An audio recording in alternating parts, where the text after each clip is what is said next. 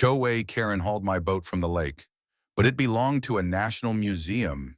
My name's Elijah Brooks, and I never thought a peaceful retirement by the lake would end with my ship in splinters and a national news truck on my lawn. I served 20 years in the U.S. Navy. Patrol boats were my second skin. When I retired, I didn't want a yacht or some fancy toy. I wanted history. I spent years tracking down and restoring a 1964 Swift boat once used during the Vietnam War. I partnered with the National Naval Heritage Museum. They loaned me the boat as a floating exhibit, and in return I gave talks to kids, vets, and history lovers from the dock of my small house on Lake Juniper. I moved here for peace. What I found was a war I didn't ask for with a woman named Karen Wexley and her fake HOA militia. Karen was the self-appointed president of the Juniper Lakes Preservation Committee. There was no real HOA, just her, a printer, and a delusion of power. She wore navy blue polos with an embroidered badge, patrolled on a golf cart, and handed out infractions like Halloween candy. Most folks ignored her until she made me her target. She called my boat an eyesore, claimed it violated lake aesthetics, even though my dock lease was fully legal and publicly recorded.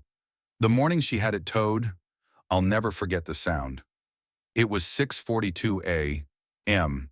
I was inside making coffee when I heard the groaning of metal, followed by a crash. I ran out barefoot and saw her contracted tow truck backing down the ramp, dragging the boat against the concrete. My Swift boat, my pride.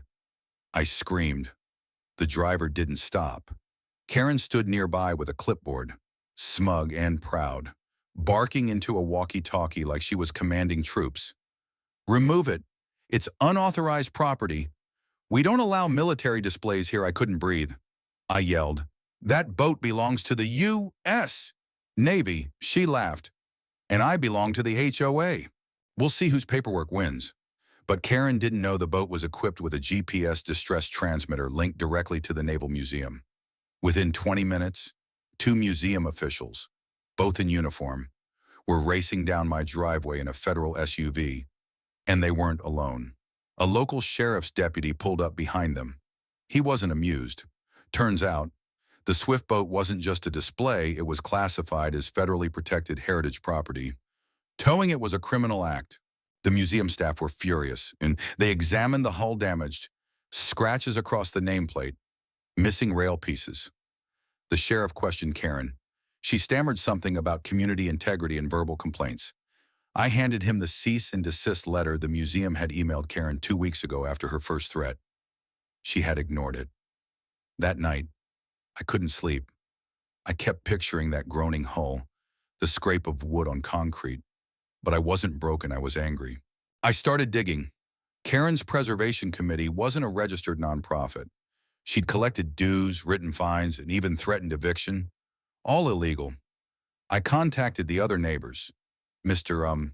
Han, who had been fined for Buddhist wind chimes, Mrs. Alvarez, whose Puerto Rican flag had been flagged for revision. Even Dr. Sims, a black physicist, had been told his Tesla charger disrupted the natural aesthetic. Karen had a pattern. We formed a task force of residents. We gathered documents, testimonies, and videos, including mine, of the boat being dragged. We made a full digital report and sent it to the city, the sheriff, and the state attorney general. Then I went public. I did an interview on a local veterans podcast. I showed them the damage.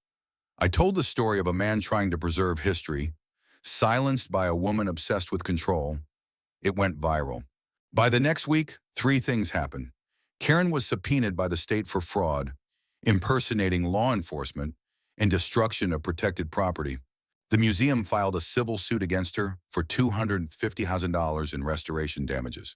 CNN parked outside my house. When Karen was arrested, her supporters, only 3 left, gathered to protest.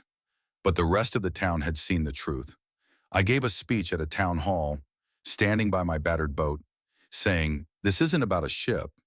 It's about what happens when someone thinks their opinion is law, and how silence gives them room to grow." The crowd gave a standing ovation. The community changed after that. We held our first real vote. A new diverse neighborhood board was elected. Karen's committee was disbanded, and a local veterans group raised funds to restore the Swift boat in full. We turned the dock into a historical education site. Every weekend, kids tour the boat, hear stories, and learn not just about war, but about what it means to protect freedom in our own backyards. Sometimes I still hear that scraping sound in my dreams. But now, when I walk to the dock, I hear laughter, questions, memories being made. And I remember history doesn't just live in museums, it lives in us. And we have to defend it from people like Karen, who think power means control. Moral true heritage is stronger than fake authority. And justice, it sails back eventually. The end.